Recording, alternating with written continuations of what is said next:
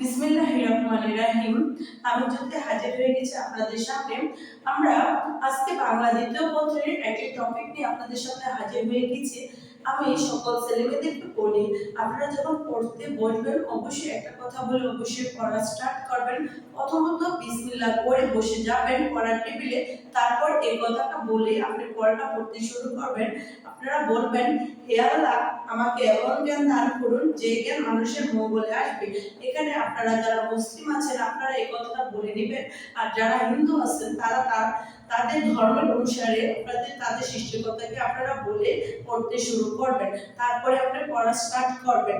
এই যে দেখেন, আজকে আমি আপনাদেরকে এখানে কারক প্লাস বিভক্তি লিখে দিয়েছি। কারক মানে আর বিভক্তি কি, দুইটার মধ্যে আমরা দেখবো যে আমরা মনে করি আমাদের মধ্যে আমরা ভাই আর বোনের মধ্যে যে সম্পর্ক থাকে রক্তের সম্পর্কর মতো, আমরা মনে করি কারক প্লাস বিভক্তির মধ্যে ঠিক এরকম সম্পর্ক। আমরা অবশ্যই এখানে জানবো কারক কাকে বলে। কারক হচ্ছে ক্রিয়াপদের সাথে নামপদের যে সম্পর্ক থাকে কারক বলে। আমরা অপরদিকে জানবো বিভক্তি কাকে বলে। বিভক্তি হচ্ছে, দেখেন আপনাদের এখানে লিখেছি, বাক্যের মধ্যে যে পদ আছে সেই পদগুলোর মধ্যে সম্পর্ক স্থাপন করার জন্য আমরা যে বর্ণ বা বর্ণ সমষ্টি ব্যবহার করি তাকে বিভক্তি বলে। বিভক্তির 7 প্রকার।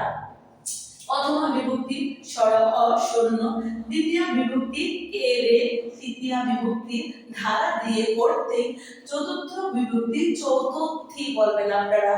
চতুর্থী হচ্ছে কে রে, পঞ্চমী হচ্ছে মধ্যে থেকে চে, ষষ্ঠী হচ্ছে বসিন্দার এ, সপ্তমী হচ্ছে এ অন্তস্থ তৈকাতে। অপরদিকে আমরা দেখেন এখানে লিখে দিচ্ছি কারক।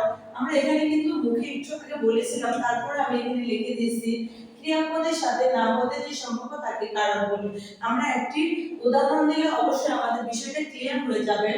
যেমন রিয়া বই পড়ে, রিয়া হচ্ছে একটা নামপদ, পড়ে হচ্ছে একটা ক্রিয়াপদ।